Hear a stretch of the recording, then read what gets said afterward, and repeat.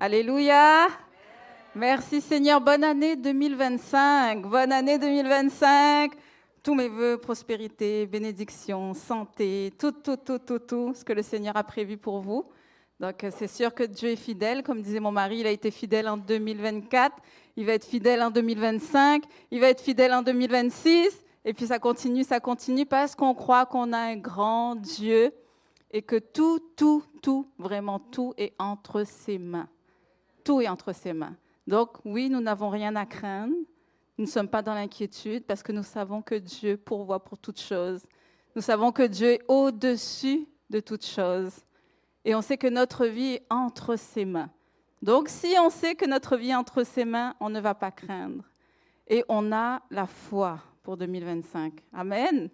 Chacun d'entre nous, on a cette foi-là qui va nous emmener à traverser l'année 2025. Comme disait l'apôtre Paul, j'ai combattu le bon combat, j'ai gardé la foi. J'ai gardé la foi. 2025, la foi. Toujours. La foi qui surpasse toute chose. Une foi inébranlable. On est appelé à avoir cette foi inébranlable.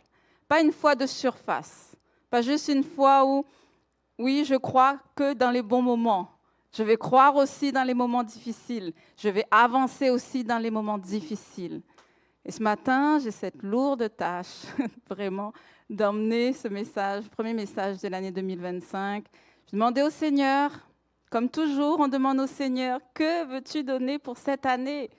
C'est quoi la parole que tu veux pour cette année, pour commencer l'année 2025 ? C'est quoi la parole que tu veux ? On aura beau écouter, essayer de voir, entendre les autres églises, qu'est-ce qu'ils font, qu'est-ce que le Seigneur leur a dit, mais le Seigneur a vraiment une parole spécifique pour chaque église. Chaque église a une parole spécifique que le Seigneur donne à chaque année. Ça peut être aussi dans le courant de l'année, pas spécialement le premier dimanche de l'année. Chaque dimanche, le Seigneur a une parole spécifique. Si on s'attend à avoir une parole spécifique que le premier dimanche de l'année, on est mal, mes frères et sœurs. Il faut qu'à chaque dimanche, on s'attend à avoir une parole spécifique. Chaque dimanche, Dieu parle. Dieu parle tantôt d'une manière, tantôt d'une autre. Dieu parle que ce soit le dimanche, que ce soit le mercredi, que ce soit dans un temps de prière entre frères et sœurs, Dieu va te parler. Donc, il faut qu'on soit dans l'expectative de ce que Dieu a à dire à chaque moment qu'on se retrouve dans sa présence. À chaque temps où on est dans sa présence. Qu'on ait vraiment nos oreilles spirituelles ouvertes, nos yeux spirituels ouverts. Qu'est-ce que tu as à me dire ? Qu'est-ce que tu as à nous dire ce matin ? Alléluia. Donc, je regardais vraiment les différentes églises, parce que oui, il faut quand même se renseigner. On a aussi des pasteurs avec qui on collabore aussi à Drummondville. Donc, on discute ensemble de ce que le Seigneur a pour chaque église. Puis, on voyait, certaines, c'était vraiment Dieu, l'abondance de Dieu dans cette année, la prospérité, plein de choses de ce genre. J'ai dit, Seigneur, OK, on est prêt. Seigneur, donne-nous. Donc, on a passé du temps dans la présence de Dieu. Je remercie le Seigneur. C'est vrai que pour vous, ça a peut-être été long, 2 semaines, 2 Ça a peut-être été long de se dire, mais l'église est fermée, on a besoin d'aller à l'église, on a besoin vraiment d'entendre la parole de Dieu, mais nous, on a besoin d'écouter réellement ce que Dieu veut dire.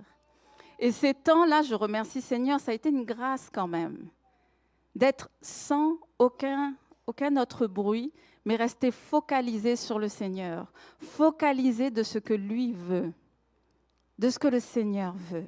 Écoutez, on a cette crainte, cette sainte crainte de l'Éternel, de ne pas emmener à chaque dimanche ce qu'on veut emmener, de ne pas emmener selon ce qui se passe que ce soit dans l'Église, ce qu'on entend dans l'Église. Non, on a cette crainte de se dire, Seigneur, on va être jugé plus sévèrement.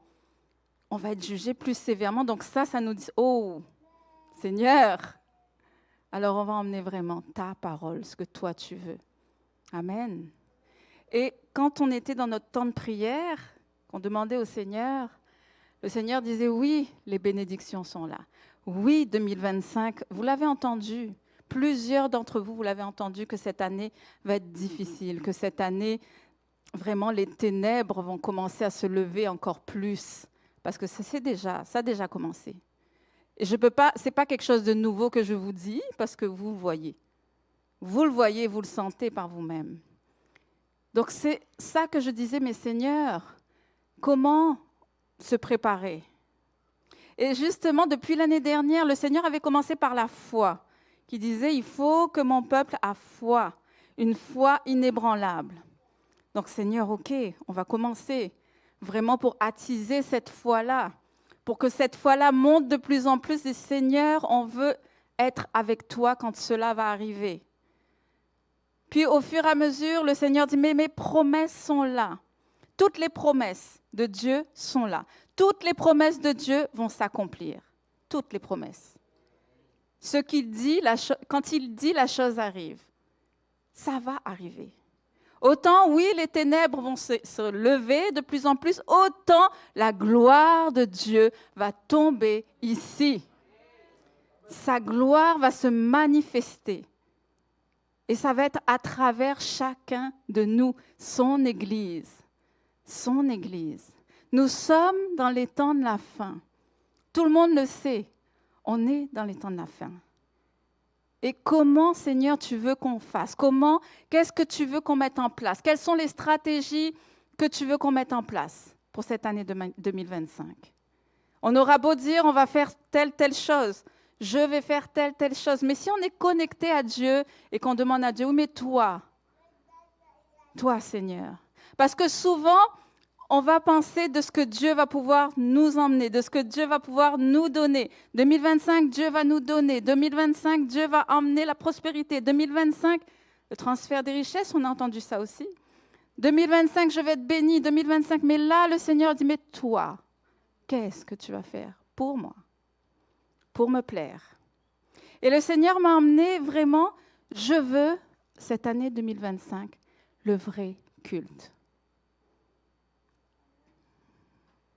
Seigneur, ça fait un moment que l'Église, source de vie, est là, à chaque dimanche, avec les pasteurs fondateurs, les pasteurs Berg.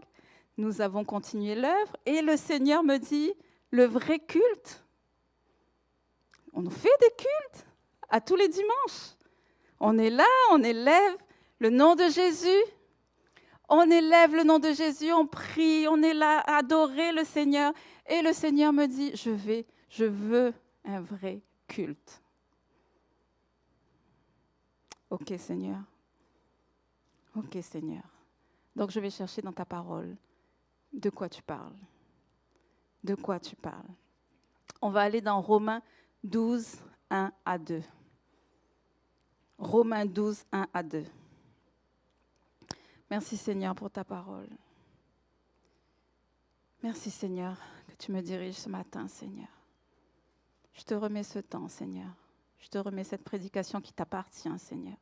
Elle ne m'appartient pas, Seigneur Jésus. Seigneur, que la bonne terre soit là pour recevoir, Seigneur, ta parole, pour être plantée dans la bonne terre, pour qu'elle puisse porter un poids de gloire éternelle. Non pas par ma propre force, mais par ton esprit, Seigneur, qui sort de ma bouche uniquement des paroles inspirées de toi, Saint-Esprit. Au nom de Jésus, j'ai prié. Amen. Dans Louis II, alors Romains 12, 1 à 2.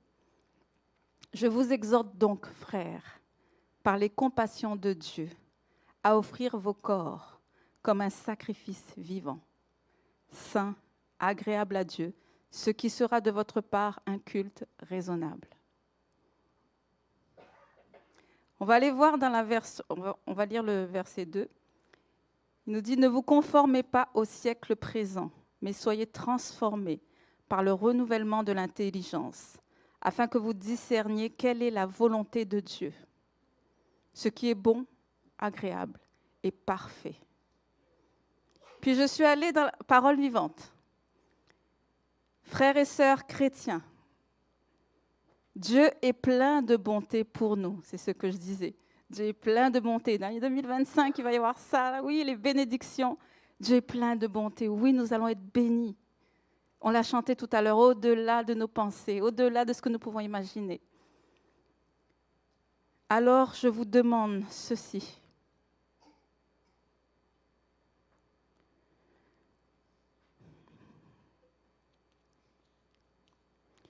Offrez-lui votre personne et votre vie. C'est le sacrifice réservé à Dieu et qui lui plaît. Voilà le vrai culte que vous devez lui rendre. Ne suivez pas les coutumes du monde où nous vivons, mais laissez Dieu vous transformer en vous donnant une intelligence nouvelle. Ainsi, vous pourrez savoir ce qu'il veut, ce qui est bon, ce qui lui plaît, ce qui est parfait. Amen. Voilà le vrai culte que Dieu demande pour 2025. Ne nous y trompez pas. C'est vrai que moi, je disais, Seigneur, on le dit souvent quand on va à l'église, on va rendre culte à Dieu. À chaque dimanche, Seigneur, on va rendre culte à Dieu, on va t'adorer, on va te célébrer. Je ne dis pas que ça ne plaît pas à Dieu, bien au contraire, on fait la parole de Dieu. On est en train justement de mettre en pratique la parole de Dieu. Ce n'est pas que ce n'est pas bon, attention. Ce n'est pas que ce n'est pas bon. Bien au contraire, Dieu aime voir son peuple louer. Nous-mêmes, on a passé des temps dans sa présence. Vous avez vu comment le Seigneur est venu. Vous avez vu comment, dans sa présence, on était vraiment bien. On était vraiment bien. Mais là, pour cette année, Dieu dit, maintenant, tourne tes regards vers toi pour voir ce qui me plaît. Ce qui me plaît, c'est ce culte-là. C'est ce culte-là. Il faut que nous arrivons, frères et sœurs, à rendre à Dieu un culte qui lui plaît, qui va être le vrai culte. Est-ce que vous voulez plaire à Dieu ce matin? Levez les mains pour dire, Seigneur, je veux te plaire. Amen. Amen. Et nous avons le Saint-Esprit en nous pour nous emmener à pratiquer vraiment ce culte raisonnable, ce vrai culte que Dieu demande. Parce que vous savez très bien qu'en faisant ce que Dieu demande, ça ne va pas être quelque chose de lourd. Ça ne va pas être quelque chose qui va nous peser, où on va arriver, c'est difficile, je n'y arrive pas. Vous savez bien qu'au moment où votre cœur et votre âme a décidé, je veux rendre ce culte-là à Dieu, de tout votre cœur, profondément, Seigneur, cette année 2025, c'est ce que tu demandes? D'accord. Saint-Esprit, on est coéquipiers. Viens m'aider à le faire. Parce qu'on ne sera pas capable par nous-mêmes. On ne veut pas rentrer dans la loi. On ne sera pas capable. Mais mon mari disait, Dieu a envoyé le Saint-Esprit. Le Saint-Esprit pour nous aider. Le Saint-Esprit, notre précieux conseiller, pour nous aider. Alors Seigneur, ce matin, je veux me conformer à ce que tu dis. Si vous faites partie de l'Église Source de Vie, si c'est votre Église Source de Vie, voilà la parole d'aujourd'hui, la parole du 12 janvier 2025. Et Seigneur, tu veux que je te rende le vrai culte, ce qui est raisonnable, ce qui plaît à Dieu, ce qui plaît à Dieu. Amen. Nous allons voir ensemble comment, parce que vous allez dire, mais de quelle façon? Seigneur, de quelle façon? Offrir mon corps en sacrifice. Vous allez dire, Seigneur, Jésus a déjà donné son corps en sacrifice. Oui, c'est le seul sacrifice ultime, c'est Jésus. Amen. Mais le Seigneur nous dit, dans Luc 9, 23, « Si quelqu'un veut venir après moi, qu'il renonce à lui-même, qu'il se charge chaque jour de sa croix et qu'il me suive. » Donc là, vous voyez qu'il y a des préceptes petit à petit. En premier lieu, on a parlé vraiment, Seigneur, le culte raisonnable. Puis par la suite, tu veux suivre Jésus? Tu veux réellement suivre Jésus? Renonce à toi-même pour pouvoir me suivre. Parce qu'on disait que Dieu seul connaît les projets qu'il a formés sur ta vie. Il dit, je connais, car je connais les projets que j'ai formés pour ta vie. Il connaît. Donc oui, forcément, c'est lui qui connaît, allez, je vais le suivre parce que c'est lui qui connaît. Non, je ne vais pas suivre un autre, il connaît les projets pour ma vie. Si Dieu nous dit de renoncer à notre vie, attention là, il ne nous dit pas de renoncer à tous nos enfants, machin, et puis d'aller habiter dans une hutte là-bas et se dire, oh, je renonce à tout, Seigneur, ça y est. Non, non, non. Ce culte raisonnable qui demande, c'est qu'il ne veut plus que ce soit un culte que vous rendez mais extérieur, mais à l'intérieur. Il faut que ce soit intérieur, c'est tout entier. Seigneur, je me donne tout entier. Et c'est un bon père. Il ne va pas faire les choses pour que vraiment vous viviez vraiment recluse ou reclus quelque part et on vous coupe de toute votre famille, de toute... Non, non, non. Dieu est un Dieu bon. Il est un Dieu bon. S'il vous dit justement, renonce à toi-même, c'est que lui, il a des choses qu'il a déjà prévues pour ta vie. Mais si tu restes campé sur moi, je sais les projets, moi, je sais que je vais faire ça, vous n'allez pas pouvoir entendre ce que Dieu veut pour ta vie. Vous n'allez pas pouvoir être dirigé dans ce que Dieu veut pour ta vie. Il faut que ce matin, vous arrivez vraiment nu devant le Seigneur.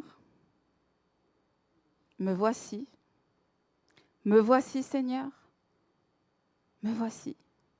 Fais ce que tu veux de ma vie. Les temps vont être difficiles cette année?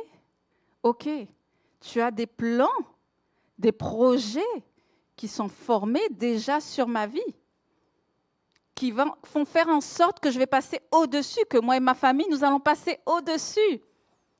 Parce que si je vais combattre par moi-même ce qui va arriver, ça va être difficile.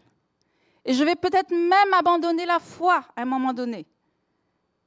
Alors que si nous nous réservons à Dieu en disant « Seigneur, je suis là. De quelle façon veux-tu que j'agisse cette année? De quelle façon veux-tu emmener les choses dans ma vie cette année, avec ma famille, dans mon église? De quelle façon ?» Nous allons voir ensemble un exemple vraiment que Dieu a donné de quelle façon justement certains hommes ou femmes de Dieu se sont sacrifiés. Quand je parle de sacrifice, attention, on ne parle pas de sacrifice, l'ultime sacrifice, je vais vous le dire plusieurs fois pour pas que vous allez dire à l'église Source de Vie, on a dit qu'il faut qu'on se sacrifie encore. Non, non. Le sacrifice ultime, c'est Jésus. Mais nous allons voir ensemble vraiment comment le Seigneur parle. Et parfois, je dis, Seigneur, j'écoute ce qu'il me dit, je ne vois pas de sens, puis il continue dans sa parole. Et là, c'est comme si mon esprit s'éclaire. Et ça, c'est tellement bon. Ça, c'est tellement bon quand Dieu parle, qu'on ne voit pas trop où il veut aller, mais plus on va dans la parole, plus on passe du temps avec lui, les choses s'éclaircissent. Et il m'a parlé du buisson ardent. Du buisson ardent. Seigneur, qu'est-ce que le buisson ardent vient faire là-dedans? Quand Moïse, justement, Dieu s'est révélé à lui dans le buisson ardent. Et le Seigneur m'a montré pourquoi il s'est manifesté à Moïse dans le buisson ardent. Parce qu'on voit déjà le feu divin et le bois.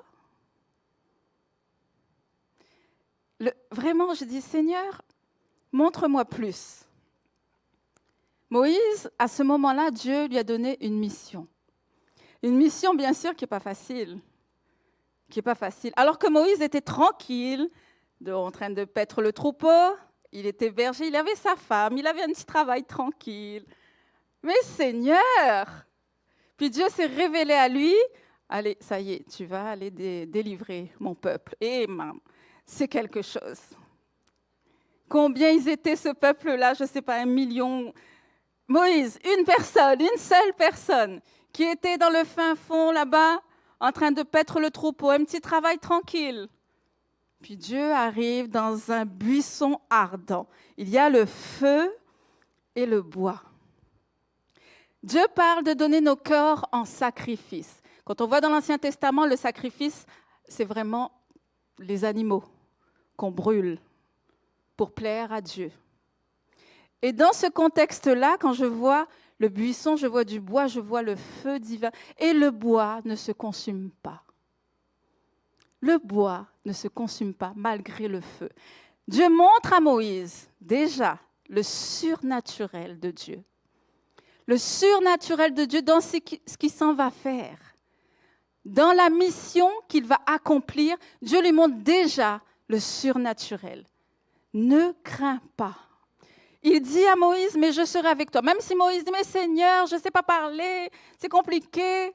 Mais Dieu montre déjà son surnaturel et sa puissance et le feu divin qui ne va pas te consumer.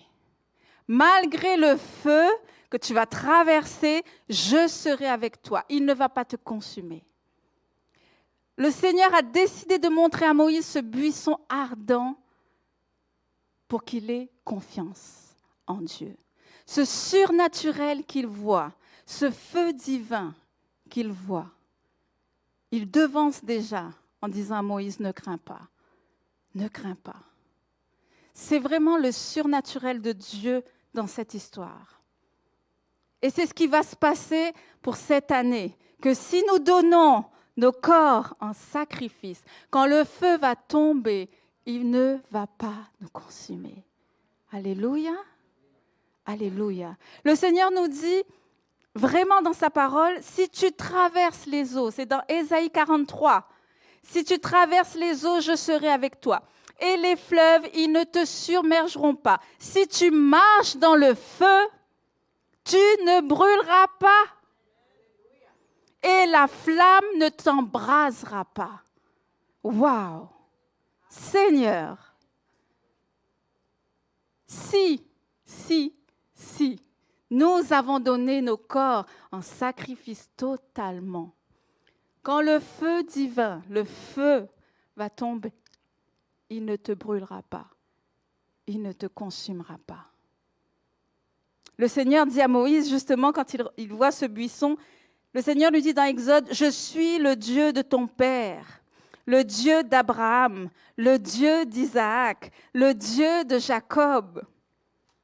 J'ai vu la misère de mon peuple qui est en Égypte et j'ai entendu ses cris sous les coups des surveillants. Oui, je connais ses souffrances. Maintenant donc va, je t'envoie chez Pharaon, tu feras sortir d'Égypte mon peuple, le fils d'Israël. » En même temps que Dieu dit ça à Moïse, il y a ce feu ardent. Ce feu ardent. Il montre à Moïse réellement, aie confiance, regarde ce que je suis capable de faire. Regarde, parce que tu vois. Là, il y a eu vraiment une action où Moïse a vu, lui-même a posé cette question que ce buisson ne brûle pas. Lui-même a vu cette représentation de la puissance divine de Dieu. Ce que Dieu va te demander cette année 2025, ne crains pas. Et dans ce passage-là, on voit l'obéissance. Dans le sacrifice, pour Dieu, il y a ton obéissance. Ton obéissance. Ce que Dieu va te demander à faire, est-ce que tu vas y aller? Est-ce que tu vas faire ce que Dieu te demande? C'est une forme de sacrifice. L'obéissance. Quand tu obéis à Dieu, tu donnes justement ta vie à Dieu. On demandait tantôt, Seigneur, comment faire pour te donner ma vie? Ça commence par l'obéissance. Amen. Ça commence par l'obéissance. On peut voir également Daniel. Vous voyez bien le rapport, vraiment ce que Dieu, vraiment la parole de Dieu est remplie de trésors. Elle est remplie de trésors. On voit Daniel et ses compagnons. On parle du feu ardent, on parle de la fournaise ardente. Là encore, dans la fournaise ardente, le buisson ardent, puis là on voit la fournaise ardente. Seigneur, ta parole parle. Amen. On voit le Seigneur dans chaque chose, dans chaque petite chose, le Seigneur est là. Le Seigneur te parle. Si vous regardez l'histoire de Daniel, vous lirez à la maison avec ses compagnons, ils n'ont pas voulu se prosterner devant la statue de Nebuchadnezzar. Ah, je l'ai bien dit. Ils n'ont pas voulu se prosterner. Et qu'est-ce qu'ils disent à ce roi? Voici notre Dieu que nous servons peut nous délivrer de la fournaise ardente et il nous délivrera de ta main, ô roi. Simon, sache, ô roi, que nous ne servirons pas tes dieux et que nous n'adorerons pas la statue d'or que tu as élevée. Et vous savez la suite de l'histoire? Le feu ne les a pas consumés. Non. Bien au contraire, ce feu-là ne les a pas consumés. Dans ce passage-là, quel a été le sacrifice? Cette foi inébranlable, de ne pas être dans l'idolâtrie. Dieu va te demander ça pour l'année 2025. Vous allez entendre beaucoup de choses. Vous allez être attirés par beaucoup de choses. Beaucoup de choses. Mais si vous avez cette foi inébranlable, en vous disant non, je ne vais pas me détourner malgré tout, malgré ce que j'entends, malgré ce que je suis seule. Vous allez pouvoir être seul dans cette équipe. Vous allez dire, mais comment ça se fait que moi, tout le monde est par là, moi je vais par là? C'est peut-être moi qui n'ai pas dans le bon? Non! Continuez à avancer. Gardez cette foi inébranlable de ce que vous avez reçu. Ici, nous prêchons la vérité. Jésus est la vérité et le chemin. Nous n'avons pas le choix de vous prêcher tout l'évangile. Sinon, ce ne serait pas l'évangile. Si nous ne vous prêchons qu'une partie de l'évangile, qui sommes-nous? Nous devons vous prêcher tout l'évangile. Tout l'évangile. Amen. Alléluia, Seigneur Jésus. Donc là, vous voyez pour Daniel et ses compagnons, toujours cette histoire, ce feu qui n'a pas consumé. Bien au contraire. Et Jésus était avec eux. Jésus est avec toi parce que tu t'es donné entièrement à lui. Totalement à lui. Alléluia.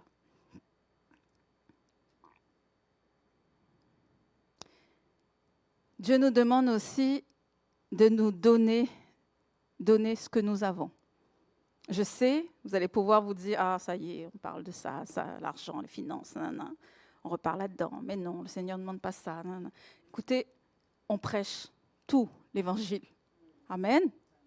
Si, justement, il y a un petit problème avec ça, que à vos oreilles, ça commence à faire zit, demandez à Dieu.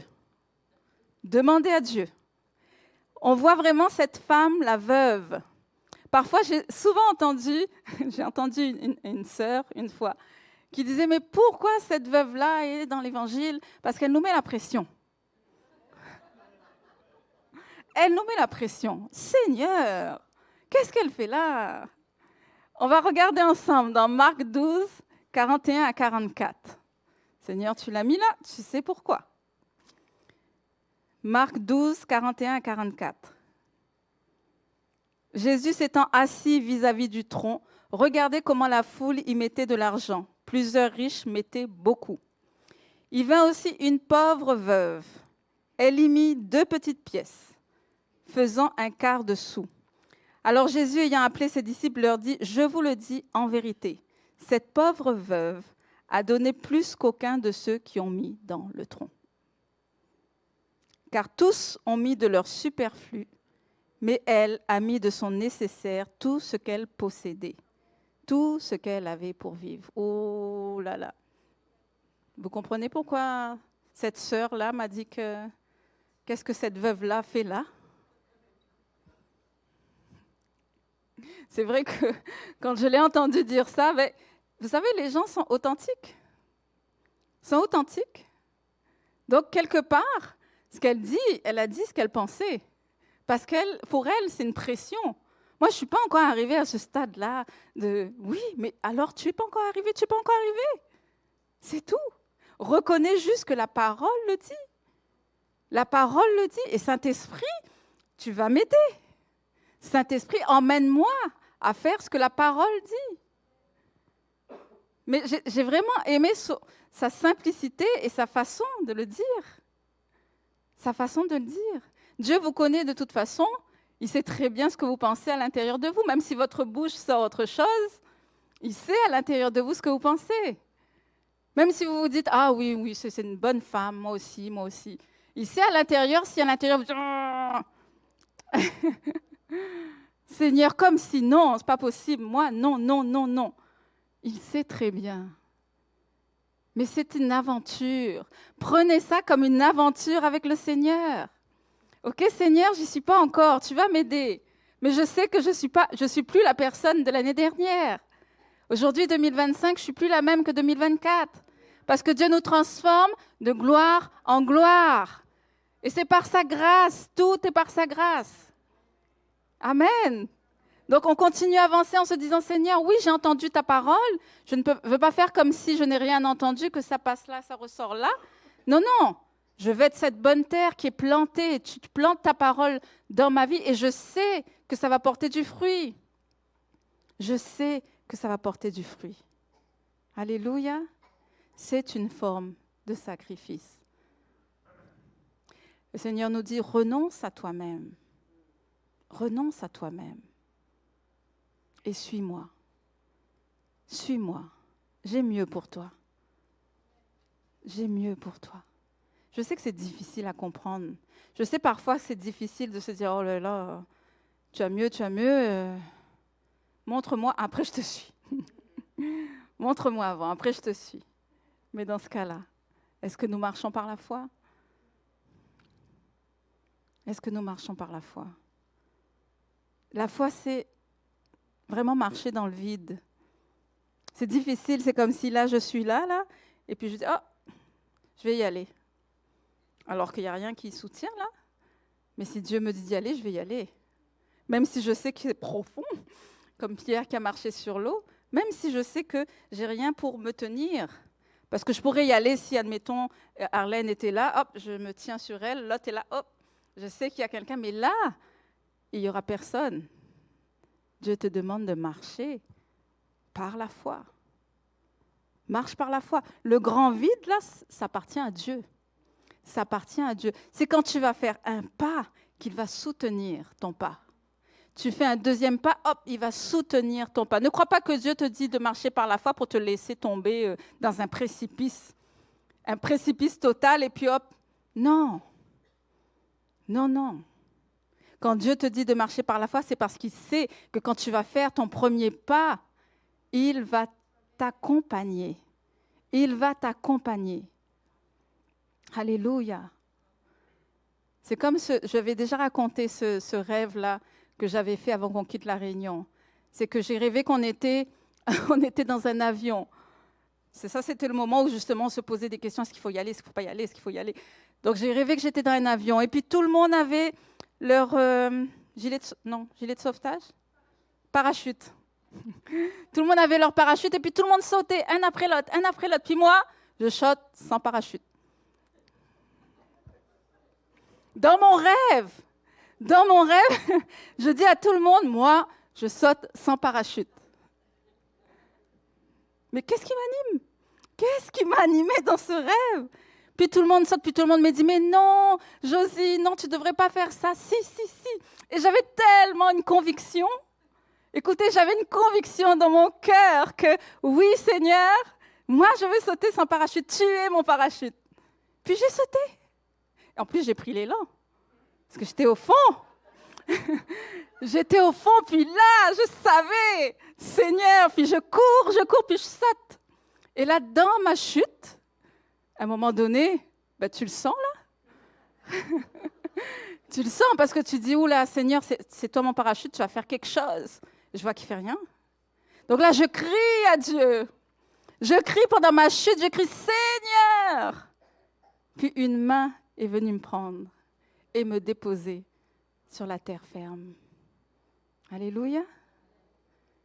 Alléluia. En me réveillant, j'étais en sursaut parce que quand vous rêvez, vous bougez là, parce que pour vous, vous sautez. Tu sais, j'étais crispée, comme si je le vivais réellement, ce rêve-là. Et quand je me suis réveillée, j'ai eu une telle confiance en Dieu. Ok, Seigneur, j'ai confiance. J'ai une telle confiance. Ça m'a rempli totalement. Et là, j'ai pu avancer. Et là, je dis, j'ai totalement confiance en toi, Seigneur. Dieu sait, il sait très bien. Il sait très bien comment tu vas avancer dans ce parcours de foi. Il sait très bien si tu vas tomber, si tu vas vaciller, si tu vas regarder, tu vas faire « Oh non !» Il sait très bien, mais il va être ton meilleur compagnon. Le Saint-Esprit va être ton meilleur compagnon. Alléluia. Puis nous allons à la louange, un sacrifice de louange. Le sacrifice de louange, c'est ce qu'on fait ici, de tout notre cœur, de tout notre cœur. Le roi Salomon, justement, parlait de ça. Il dit à un moment donné, je n'ai pas mis la référence, je vais vous le lire juste. Je n'ai pas mis la référence, Elliot. Et lorsqu'il sonnait des trompettes, le roi Salomon, quand il parlait de ça, c'est qu'il y a eu tout un précepte avant. Avant ça, il a construit le temple. Il a donné les meilleures choses, les meilleurs ustensiles. Tout était d'or. Il a vraiment fait le meilleur pour Dieu, là. Tout. Il a donné les sacrifices. Donc, il y a eu tout un concept jusqu'à ce qu'arrive la louange. Donc, il y a eu tout ce précepte-là, quand il a construit le temple, qu'il a donné le meilleur. Puis, il a eu les sacrifices d'animaux. Et puis, à la fin, les Lévites sont arrivés. Et lorsque ceux qui sonnaient des trompettes et ceux qui chantaient, s'unissant d'un même accord pour célébrer et pour louer l'Éternel, ils firent retentir les trompettes, les cymbales et les autres instruments et célébrèrent l'Éternel par ces paroles. Car il est bon, car sa miséricorde dure à toujours. En ce moment, la maison de l'Éternel fut remplie d'une nuée. Les sacrificateurs ne purent pas y rester pour faire le service à cause de la nuée, car la gloire de l'Éternel remplissait la maison. Alléluia. La gloire de l'Éternel remplit cette maison. Au moment où vous allez, chacun d'entre vous, vous dire, cette année, je veux vraiment rendre le vrai culte à Dieu, ce culte raisonnable, en faisant toutes ces choses, en le louant pour qui il est, la gloire de l'Éternel va se répandre dans ce lieu. Parce que justement, le sacrifice que vous allez emmener, votre vie, le contact avec la gloire de Dieu, le Saint-Esprit, ce contact avec votre corps, le bois qui est votre corps, et vous êtes un bois sec, pas un bois humide, là, justement quand ça va prendre, la gloire de l'Éternel va se répandre dans ce lieu. Alléluia. Le Seigneur ne vous dit pas de faire des principes et des principes et des principes, et puis vous regarde, vous débattre à essayer de le faire. Non, ça, c'est la loi. On va le faire parce qu'on a tout cet amour-là pour Dieu en nous, qui nous emmène justement à faire ce qui plaît à Dieu. Dieu a parlé ce matin. Le Seigneur a parlé ce matin. Viens m'offrir sur l'autel ta vie. Viens m'offrir sur l'autel tous tes projets. Tous tes projets. Pour que justement, quand je vais faire tomber la gloire, qu'elle ne reste pas de même.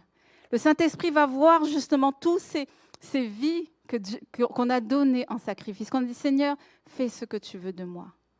Sa gloire va venir et va tomber dans ce lieu. Alléluia. On crie dans cette église. Je veux voir ta gloire, Seigneur. Seigneur, je veux voir ta gloire. Oh, la gloire de Dieu cette année 2025. Là. Oui, la gloire de Dieu est disponible. La gloire de Dieu est disponible. Nous avons déjà vu des petites étincelles. Je vous assure, ça a déjà commencé. Ça a déjà commencé. Et dans la gloire de Dieu, qu'est-ce qui se passe? Quand Dieu, justement, descend, qu'est-ce qui se passe? Il y a les guérisons. Il y a des transformations. Totalement. Des transformations, des personnes qui vont tout de suite entendre cette parole de Dieu et qui vont tout de suite vouloir venir dans la présence de Dieu pour être changés, pour être transformés, parce qu'ils ne vont pas pouvoir par eux-mêmes. La gloire de Dieu va faire ça, va te transformer totalement. Tout ce que tu as en toi, tout ce qui est là, qui t'empêche justement d'avancer, la gloire de Dieu va faire son travail en toi. Parce que tu as laissé toute la place. Tu as laissé une place entière au Seigneur. Si tu as laissé toute la place à Dieu, il va descendre. Et justement, c'est ce que nous avons besoin. C'est ce que nous avons besoin. Pour cette année 2025, c'est ce que nous avons besoin. Il faut que nous soyons prêts, disposés, que nos cœurs soient disposés à attendre cette gloire. Parce qu'elle est là. Elle plane au-dessus de nous. Au moment où justement, nos vies, qui sommes ce bois qui sera prêt à justement, pouf, un petit grain d'allumette et pouf, ensemble. L'Église, source de vie ensemble. Êtes-vous prêts réellement à ça? Êtes-vous prêts à voir descendre cette gloire? Alléluia! Écoutez, ça va être vraiment puissant. On l'a déjà dit, on a parlé de réveil, et ça va être puissant. Plusieurs églises ont commencé à prier, plusieurs églises ont commencé à changer leur système complètement. Il y a des églises qui sont dans des temps d'adoration, chaque jour. À chaque jour. Vous imaginez? À chaque jour, c'est parce qu'ils ont soif, ils ont cette soif. On a commencé, nous, la prière du matin en Zoom, à 5 heures du matin. Parce qu'on dit, Seigneur, on veut plus de toi, Seigneur, on veut plus de toi. Mais il y a ce sacrifice qu'on doit donner à Dieu. Ce n'est plus moi qui vis, mais Christ qui vit en moi. C'est Christ qui vit en moi. Donc la gloire tombe vers un peuple qui est assoiffé de Dieu, assoiffé de voir, Seigneur. Vous tous ici, vous priez pour les âmes. Vous tous ici, priez pour que des âmes viennent au Seigneur. Le Seigneur a dit qu'il va répandre son esprit. C'est pour ça que je disais que toutes ces promesses sont là. Toutes ces promesses sont là. Mais s'il nous dit dans sa parole que l'épouse se prépare, l'épouse s'est préparée dans l'Apocalypse, il parle que l'épouse s'est préparée. Alors, Seigneur, montre-nous. De quelle façon? Alléluia. Merci Seigneur Jésus. Je vais demander à Pascal de venir.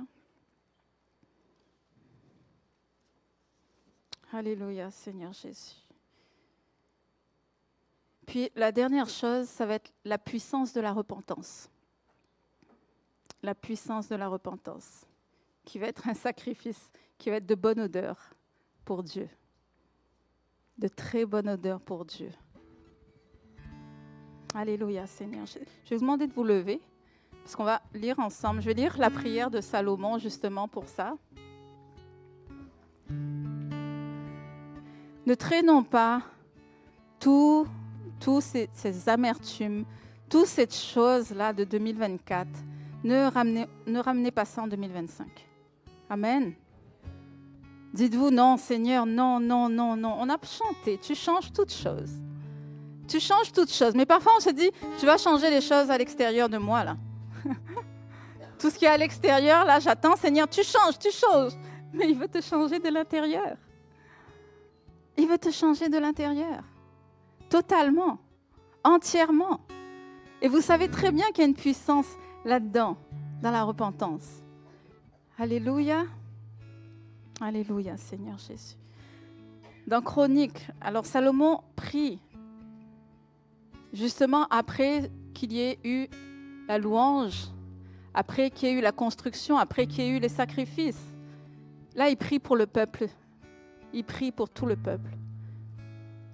Et il dit, ô Éternel, Dieu d'Israël, il n'y a point de Dieu semblable à toi, dans les cieux et sur la terre. Tu gardes l'alliance et la miséricorde envers tes serviteurs qui marchent en ta présence de tout leur cœur. Amen. Ainsi tu as tenu parole à ton serviteur, David, mon père, et que tu as déclaré de ta bouche, tu l'accomplis en ce jour par ta puissance. Que tes yeux soient jour et nuit ouverts sur cette maison, sur ce lieu dont tu as dit que là serait ton nom. Écoute la prière que ton serviteur fait en ce lieu.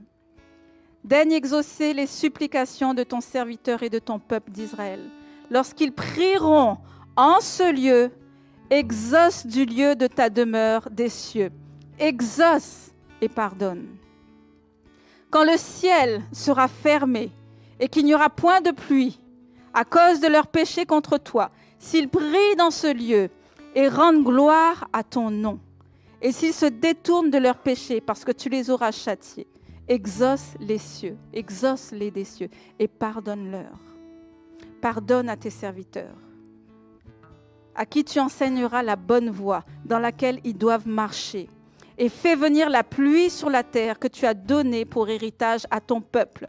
Quand la famine, la peste, la rouille, les sauterelles d'une espèce ou d'une autre seront dans le pays, quand l'ennemi assiégera ton peuple dans son pays, dans ses portes, quand il y aura des fléaux ou des maladies, si un homme, si tout ton peuple d'Israël fait entendre des prières et des supplications, et que chacun reconnaisse sa plaie ou sa douleur et étende les mains vers cette maison, exauce-les des cieux, du lieu de ta demeure, et pardonne. Et ils craindront pour marcher dans tes voies tout le temps qu'ils vivront dans le pays que tu as donné à nos pères. Maintenant, ô Dieu, que tes yeux soient ouverts et que tes oreilles soient attentives à la prière faite en ce lieu. Maintenant, Éternel Dieu, lève-toi, viens à ton lieu de repos, toi et l'arche de ta majesté. Que tes sacrificateurs, Éternel Dieu, soient revêtus de salut et que tes bien-aimés jouissent du bonheur. Alléluia, Seigneur Jésus. Après cette prière, Salomon, quand il fut achevé de prier, le feu descendit du ciel et consuma l'holocauste et les sacrifices, et la gloire de l'Éternel remplit la maison. Les sacrificateurs ne pouvaient entrer dans la maison de l'Éternel car la gloire de l'Éternel remplissait la maison. Tous les enfants d'Israël virent descendre le feu et la gloire de l'Éternel. Et ils disent, car il est bon, car sa miséricorde dure à jamais. Alléluia, Seigneur Jésus. Alléluia, Seigneur Jésus. Seigneur, on s'attend à toi, Seigneur, pour cette année 2025, Seigneur Jésus. On sait, Seigneur, que tu veux remplir cette maison de ta gloire. Seigneur, on s'attend à des manifestations surnaturelles de ta gloire dans ce lieu, Seigneur. Oh oui, Seigneur. Seigneur, là où justement, Seigneur, tu as entendu nos prières, tu as entendu nos louanges, tu as vu nos vies, Seigneur, entières, consacrées à toi, Seigneur. Tu fais descendre ton feu divin, Seigneur Jésus. Seigneur, je te remercie pour tous les malades que tu vas guérir dans ce lieu, Seigneur. Je déclare, Seigneur, que nous verrons, Seigneur, toutes les personnes, Seigneur, en prise avec un mal, Seigneur Jésus, vont être délivrées dans le nom de Jésus. Dans ce lieu, Seigneur, ta gloire sera tangible, Seigneur. Oh, Seigneur, merci, Père. Merci car tu vas régner en ce lieu. Ta présence, Seigneur, ta présence en ce lieu, Seigneur, va libérer les captifs, Seigneur. Prie, Seigneur, avec toutes sortes de malédictions posées sur leur vie, Seigneur Jésus. En ton nom, Jésus, tu vas chasser, Seigneur. Tu vas chasser toute maladie, Seigneur, qui n'a pas sa place dans le corps, Seigneur, de nos bien-aimés. Nous croyons, Seigneur, nous marchons par la foi, Seigneur. Nous acceptons, Seigneur, de donner notre vie, Seigneur, ce matin. Notre vie en sacrifice, Seigneur Jésus. Fais ce que tu veux de nous, Seigneur. Fais ce que tu veux de ton Église, Seigneur Jésus. Tu es à la tête de l'Église, source de vie, Seigneur. Nous soyons toujours dirigés par ton esprit. Non pas un homme ou une femme, Seigneur, mais ton esprit dirige l'Église, source de vie. C'est en ton nom que je prie, Seigneur Jésus. Oh, merci, Père. pour tous les miracles et prodiges qui vont se passer dans ce lieu. Et dans toutes Trois-Rivières, Seigneur. Et dans tout le Québec, Seigneur. Le Canada t'appartient, Seigneur Jésus. Au nom suprême de Jésus, ta majesté, ta gloire, Seigneur, va se répandre, Seigneur Jésus. Parce que des frères et des sœurs, Seigneur, ont décidé de mettre leur vie, Seigneur, sur l'autel, Seigneur. Sur l'autel, Seigneur. Non pas par nos propres forces, mais par ton esprit, Seigneur Jésus. Par ton esprit, Père éternel. Oh, merci, Père. Merci, car tu vas tout changer, Seigneur. Tu changes, Seigneur. Au contact de ta parole ce matin, Seigneur, je déclare, Seigneur, qu'elle va changer les vies, Seigneur Jésus. Qu'elle va changer les vies, car ta parole est puissante, Seigneur. Et je déclare que ta parole ne revient pas à toi sans avoir fait son effet, sans avoir accompli ses desseins dans la vie de chacun ce matin, au nom suprême de Jésus. Car à toi seul soit l'honneur, la puissance et la gloire pour des siècles des siècles. Amen. Gloire à toi, Seigneur Jésus. Gloire à toi, Seigneur.